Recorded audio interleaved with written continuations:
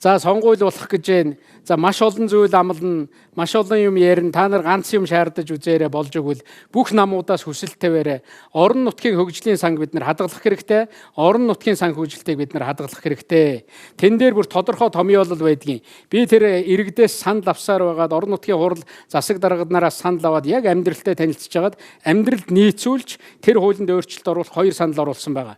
Нэг дэх санал нь юу вэ гэхээр нөгөө 25% татвар төлөлт газар нутгийн одоо хол байдал хүн ам гэдэг дандаа 25-аар бичсэн байсан. Хүн ам гэдгийг 40 болгож өгч байгаа юм. Хүн илүү төвлөрж байгаа газараа бид нэр илүү мөнгө зарцуулах хэрэгтэй.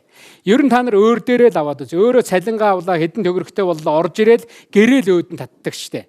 Зурагт эвдэрсэн байгаа бол зурагт авна, хөрөгч эвдэрсэн байгаа бол хөрөгч авна, эндүү эвдэрсэн байгаа бол эндүү авна. А яг суманд нь мөнгө өгөхөөр иргэдэн цуглаж байгаад энд байгаа ямар ч мэрэгэн даргаас илүү асуудлаа шийдэх юм. Манад энэ гэрэлтүүлэг алга байна. Гэрэлтүүлгээ тавь. Одоо та нар зарим нь хөдөөний хүүхдүүд бол сумандаа очиод үз, аймаг руугаа очиод үзээрэй. 3-4 жил өмнөхөөс өөр болсон байгаа шүү. Яг хүмүүс тэр эргэн тойрныгоо сайжруулж эхэлдэг юм байна. Тэрэнд нь мөнгө өгөх хэрэгтэй. Санхүүгийн эрх мэдэл өгөхгүй болвол үнэхээр энэ орон нутаг бол босохгүй. Дээр нь одоо боловсон хүчний эрх мэдэл өгөх хэрэгтэй байгаа юм л дуугна. Та нар сумын засаг даргаас очиод танаа тамгын газар 32 хүн ажилладаг юм байна. Хэдийн та томилдгийн, хэдийн халж чөлөөлдгийн гэх юм бол 3-4 хүн хүнээлт хэнээр хэлнэ. Бусд нь дандаа дээрээс томилогддог шүү дээ. Яаж ингэж Монгол хөгжих юм бэ?